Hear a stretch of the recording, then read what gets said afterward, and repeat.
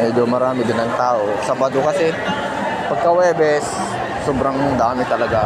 Pero may araw din na Sabado na pumunta ko dito, ay napakarami din talaga ang tao. Kasi ito, karamihan ngayon mga ka-travel ay hipon eh. Saka malang isda ngayon. Bra.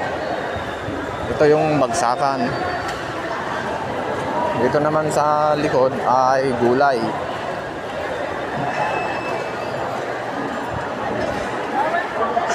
Gulay. Ano, tingnan nyo yung mga isda. Ma-travel ako'y may konting katanungan sa mga isda, no? Kasi pag bumili tayo ng isda, yung malalaki, pag binili natin ay yung katay na tulad niyan, yung nakatay, malinis na. At saka yung mga hasang at laman loob, tanggal na. So mas marami kang mabibili.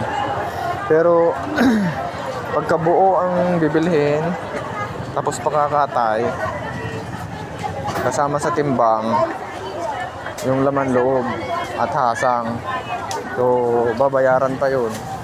So pagka bumili ka ng malalaki,